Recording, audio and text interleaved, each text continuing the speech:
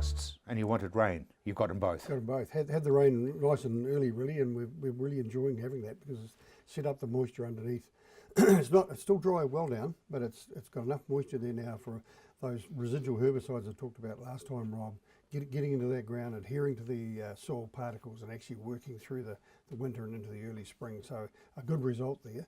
And of course now we're starting to get some punchy frost after the snow going on the mountains. So I'm sure the ski people will be happy, and we're going to certainly be happy because it brings all the bushes and the fruit trees into a true dormancy. And this is the time that the programs, in terms of pruning programs go, and regimes will really start to play in earnest.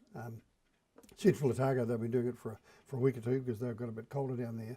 But you know, up north, Nelson, they're now looking towards getting right into their pruning regimes, and the dormants are starting to become, the buds are starting to become very dormant. So good time to start. What about the Hawke's Bay though? I mean, they don't get the frosts that we get, do they? Well, they do. They get them, and they get them a little earlier than we do. Actually, funny enough, they've got a very dry, cold frost type condition up there at this time of the year, and they're away because their stone fruit will start to move in July, and so they have to have that all done and dusted by this month, and they will have. You know, you generally have a little bit earlier and colder temperatures in the May period, where we sometimes are still thinking it's halfway through the autumn. So yeah, they do get the chilling that's required for their particular crops that are up there. Grapes can go right the way through until September, October. And some of the vineyards actually delay the varieties to step a variety into different time slots in terms of harvest, and also by delaying the pruning of a crop, it means its bud burst is going to be later, so therefore it's going to be harvesting a wee bit later, or into a pocket that they want that variety to come into.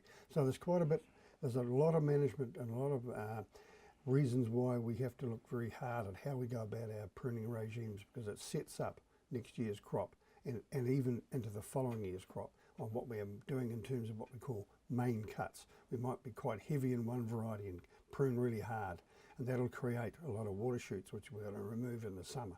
But it's all about the strategic plan of setting good wood that have got a good amount of buds on for crops going forward.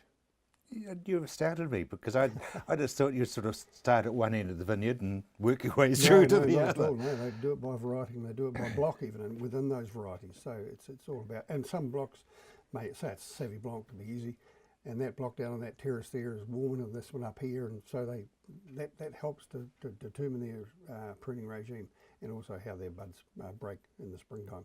So it's years of research and experience, I guess. Well, it's years of experience, really. It's not so much research. I mean, I suppose it is gathering data and thinking, well, now block A behaves like this, and we should be pruning that by the end of July, and block C, well, we can leave that until September, and it could be the same variety, but on the same vineyard, but in a different aspect, and that does make quite a big difference, as it does for apples, and especially varieties in apples. The ones that break bud first, you prune later. The ones that break bud early, you prune. The ones that break bud early, you prune as late as you possibly can to delay that bud break. And the ones that break their buds later, you prune them earlier. Okay, so you're basically getting the blossom all at about the same time. Well, you're actually still staggering the varieties, but you do determine with that regime. If you go and prune a Braeburn, for instance, which is an early bloomer, too early, it'll think, oh well, I'm pruned, I'm ready to go. If you get a few warm days in July, it'll start to break bud. You don't want it to break bud in July. You want it to break bud in mid-August. So you prune it early August, even as close as that, even with some buds actually breaking, or what we call at pink tip. And that's the buds just starting to break, and you can actually give them a prune then. They get a bit annoyed about it, and they slow down a little bit, because otherwise they could be breaking bud, beautiful nice blossom, and along comes a stray lemon spring frost and nails it. So and that can still happen, of course, but that's. But then that's when we bring copper in. Well, that's right. You have those copper and those sulphur regimes, whatever it may be. And at the moment, there's a lot of scale out there. And I don't get to mention it last month, but there's a lot of scale out there in apples and also in bush crops such as the berry fruits and what have you. And the idea now is to go in this next month in July and spray mineral oil, about 2%, 2 to 4%, depending on the variety, and some copper with that, and that'll really nail those and get those out of the road. So they'll follow that after they're pruned. So they'll prune off what they don't require, then go over with a spray and clean them up. So yeah, no, good strategy. I want to talk to you about sprays, OSH, and behaving yourselves. Well, you know, I mean, we have improved over the years tremendously, but the rules keep changing, and we're wanting. The requirement is to be cleaner and greener. The manufacturer have been working hard on compounds that aren't anywhere near as aggressive in terms of regarding safety of either the user or the consumer, but they are looking at user-friendly types, so that how you go about mixing them and that sort of thing is much easier these days. And they are, although they still give a robust result, they aren't the toxic substances they used to be by any stretch of imagination.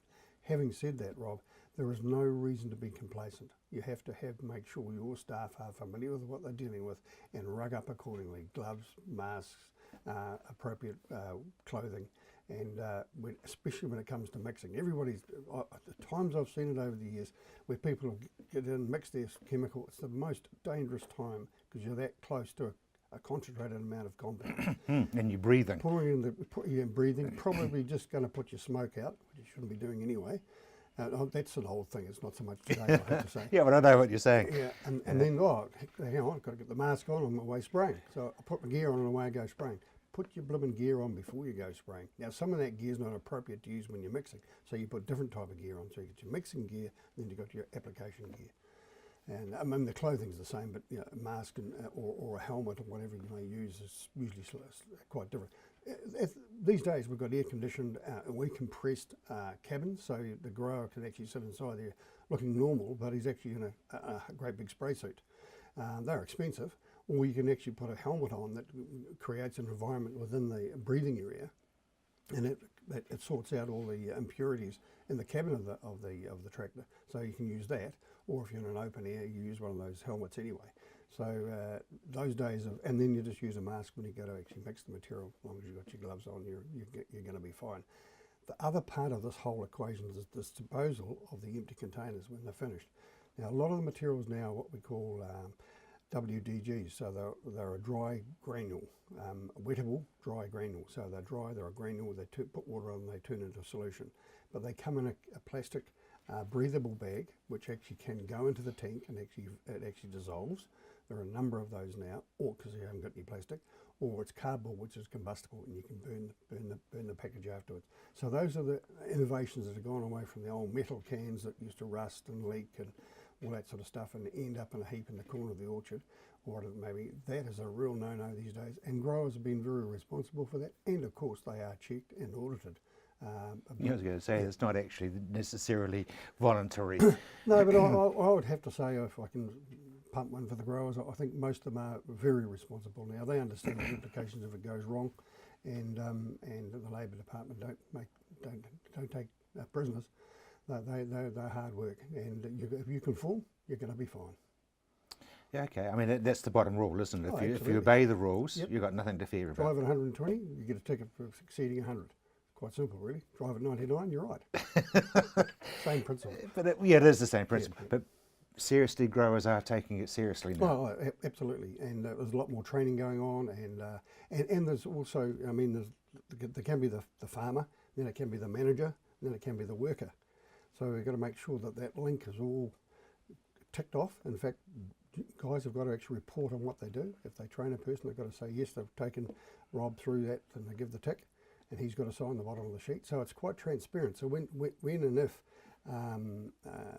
quality assurer come along to just say we would like to do an audit on you, you pull out these sheets and say, well, there's Jim, he's fully qualified and he's done this and done that, that's fine, good as gold. It's not hard work, it's just a process and a system that just makes these things work much, much better and safer for everybody. We've come a long way from sploshing it around in the old days, haven't we? Heck yeah, I can remember way back in the 80s and with guys spraying in shorts and shirts short sleeve shirts, and perspiring and wondering why they were feeling a bit of a headache, a bit crook at the end of the day. And I used to be out there in similar clothing, to be honest, going to see them and talking about these things. So it's a whole evolution. It is, but it's a great one, Jim. Thank you very much indeed. Good job, Rob. As we've been saying about the Tamania bull sale, it's been a biggie, but let's catch up with one of the auctioneers and find out how the season has been going for this year.